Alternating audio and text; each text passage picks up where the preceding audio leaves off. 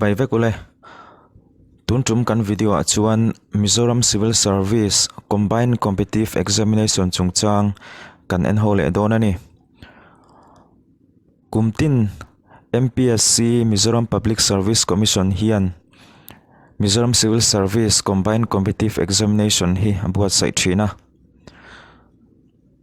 Mizoram Civil Service Combined Competitive kan ti mai hemi exam a hian enge syllabus ti te mark distribution ti te exam patran te rules amendment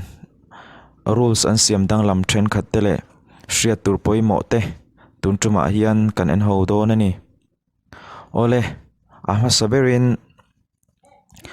Mizoram Civil Service Combined Competitive Examination a chuan eng post nge exam thei ti te eng post nge om ti kan en saberanga Junior Grade of Mizoram Civil Service MCS te Mizoram Police Service MPS te Mizoram Finance and Account Service MF&AS te le Mizoram Information Service MIS te hi Mizoram Civil Service Combined Competitive Examination nuaya post omtele exam thei te anni exam KALHMANG Mizoram Civil Service Combined Competitive Exam hi hetiang hian nei thina ni a amsabera chuan preliminary examination prelims exam kan ti mai thina chu amsabera chumi hnuwa main examination mains anileya chuanin interview atopa hian omani prelims exam hi kan thu chuan main kan exam theya chuan ani na taka chuan personal interview hi main examination nuai omang tho chu ania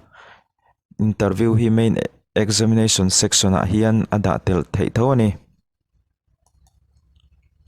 exam patran lo en ho leila ama saberin prelims exam a hian prelims exam chu objective type vekania objective type kan ti chuan multiple choice question MCQ kan tiang chi kha ania chuan prelims exam a hian paper pahni oma prelims paper 1 le prelims paper 2 oma chuan paper 1 hian mark zahni apua paper 2 po hian mark zahni tho apua darkar ni chung ve hun kan ne ani ti chuan prelims exam bi ka khan mark zali apudon tinani ti chuan main exam en leila main exam a chuan a written exam le personal interview a oma nichina kan soita kan khan main personal interview kha main exam a khana tel thei tho kan ti to kha ti chuan main exam a chuan compulsory paper paruk a oma chung compulsory papers paruk te chuan mark za tho an pu ni compulsory papers ba ka hian optional subject exam tur om leya tun ma khan optional subject hi pahni than tur ani thina tuna chuan an siam danglam to optional subject hi pakhat than tur ania chu optional subject pakhata chuan paper pahni a oma paper pahni an then le don ani paper A le B a ti chuan paper A le B chuan mark za ve an pu le don ani chuan personal interview nichina kan soeng khan main exam written exam kha kan thu le chuan personal interview omanga chuan mark za apu don ani written examination kan ti 6 compulsory papers le 1 optional subjects kang ho exam nan khan 3 hours darkar thum thau kan nei ani darkar thum thau papers pakhat exam nan khan kan nei ani chuanin main exam a hianin conventional essay type kan tiang chi vek kha nianga question po hi English veka setani mizo subject di lo chu English asset vekani preliminary examination prelims chungchang kha en neila prelims chuan prelims paper 1 oma prelims paper 2 omboka prelims paper 1 hian mark zahni apua darkar ni hun kan neya tichuan question tehi objective type multiple choice question MCQ vek annia prelims paper 2 po hi mark zahni pu tho ania darkar ni chung chan tur ania objective type multiple choice question in question hin set vek ani tichuan mark zali total mark aloni tani prelims b ka hian mark zali total mark ani tichuan kan hria tur pakhat chu prelims examination na kan mark mu te hi selection round aniang chu selection a merit list a khan an bel tel don lo ani prelims exam poimo na chu mains kan exam theinan ani ber mai main examination chungchang en le taila mains exam a chuan compulsory subject le optional subject a oma compulsory subject b ka hian general english mark zapu darkar thum chan turania darkar thum chung hun kan neya chuanin question te hi conventional type essay type veka set anni chuanin general essay mark zapu darkar thum tho ania general studies 1 te general studies 2 general studies 3 le general studies 4 mark zapu theu darkar thum le conventional type veka question set te anni hlomani tichuan subject paper paruka oma mark za theu an putawangin compulsory subject b khian marks zaruk total apudonani main examination b ta tho khan compulsory subject lawa khan optional subject omleya optional subject hi tunma kha chuan subject pahni combination subject pahni thlanangai thina amero chu tunhai akhan ti danglama optional subject a hian subject pakhat thlan thei ania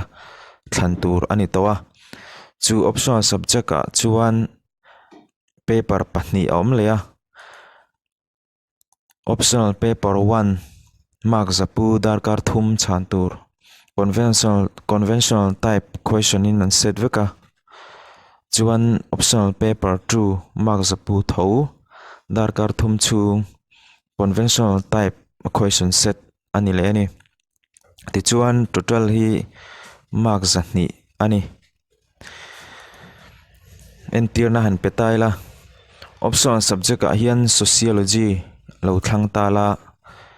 tichuan paper 1 le paper 2 omanga paper 1 hian mark za punga paper 2 po hian mark za boka punga chuan avain mark zahni total ani donani tichuan a to bera written kan ti khan compulsory subject le optional subject b kha means exam written ho khanita written kan thu chuan personal interview alo omleya personal interview hian mark za apua tichuan total chu mark za ani personal interview hian chuan optional subject b khilo en le taila nichina kan soita kan khan kumhasalam ahmalama khan optional subject hi pahni thlanangai thina tin subject thlan pol theilo te ha om thina ni entinan engineering subject kan lak chuan civil engineer le electrical engineering subject ang kha lak kop theilo ni tikhan subject bar combination lak kop theilo te kha om thina ni ma se tuna chuan optional subject pakhat chau thlan thei alo ni ta chuwang chuan awesome big ta em mani optional subject lak theite lo en ho teng masabera chuan agriculture animal husbandry and veterinary science, anthropology te, botany, chemistry, civil engineering, commerce and accountancy, economics, education, electrical engineering, English, forestry, geography, geology, history, home science, law, management, mathematics, mechanical engineering, medical science, Mizo elective, philosophy, physics, political science and international relations, psychology, public administration, sociology, statistics, tele, zoology te, ani. Heng subjects som thum te hi optional subjects optional subject atan thlan thei te ani. Tuna chuan amendment thenkhatte. Tun ma dan sak ni le som pahnih som pathum vela an lo siam thenkhatte kha ei an tidang lam amend an siama chung amend thenkhatte poimo deuh deuh te chu kan en ho le do nei. Amendment thenkhatte compulsory subject bi ka hian tun ma kha chuan paper pali om thina compulsory subject a khan chuni chu general English, general essay, general studies le general studies 1 le general studies 2 te an ni thina tun hnuwa dan an siam thata chuan general English, general essay, general studies 1, general studies 2, general studies 3 le general studies 4 te khang te kha an nia ahma ka chuanin paper pali ania compulsory subject a hian tun hnuwa chuan compulsory subject a hian paruk general studies 3 le 4 ten ron da belani chuan amendment thenkhatte a tho hian subject combination kha en le taila bar to combination of subject ti omani chumi omzia chu heng an hnuai subject te hi la kop theilo an ni pakhatna chuan agriculture and animal husbandry and veterinary science, animal husbandry and veterinary science and medical science, anthropology and sociology, education and psychology, mathematics and statistics, Mizo and English, chuan engineering subject, civil engineering, electrical engineering, mechanical ti te kang ho kha la kop theilo an ni ni amero chu tuna hian bar combination of subjects a hian engma bar om tolawa chan chu optional subject kha pahnih thlanangai tolawa pakhat chau thlan to turani wang khan heng bar angchi zongzong subject combination angchi thlan theile theilo tiang chi te hi omzi om tolawani hei hi amendment zinga chuan thil tangkai tak ani ome chuanin hemi chungchang a hian optional subject pahnih thin kha pakhatan ti tlem ta ka wang khan nichina ma loka kan en kha compulsory subject pali le optional subject pahnih ni thin kha tuna chuan compulsory subject a khan subject pahnih paper pahnih an bela tichuan optional subject pahnih ni thin kha optional subject pakhat an da ta ni kha amend an siam amendment an siam zinga chuan hria tur poimo ani ome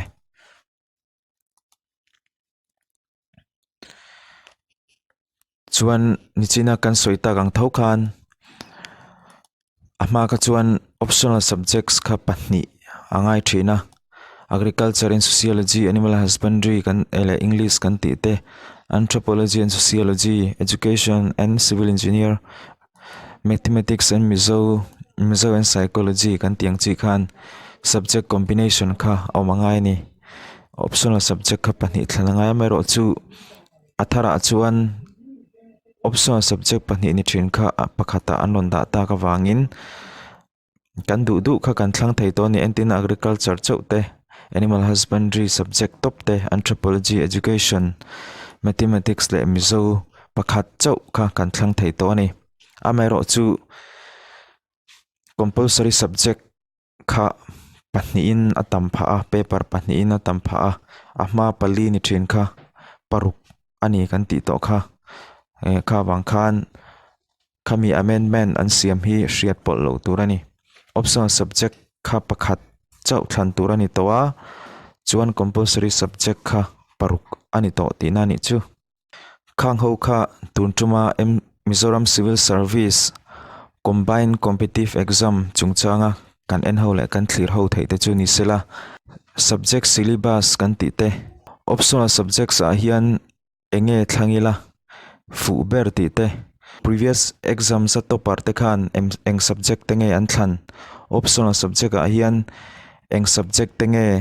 scoring a scope thadeu tiang chi tlin all sum deuh ti dang chi te kha tun ma sang ni le som pahni atanga sang ni le som pariat velani ang chu khang ho topar te atling ho inziak tling te khang ho khan eng subject te nge optional a hian an lak tiang chi te tin thil dang poi mo deuh deuh ang chi te kha next video kan en ho in kan thlir ho le don ani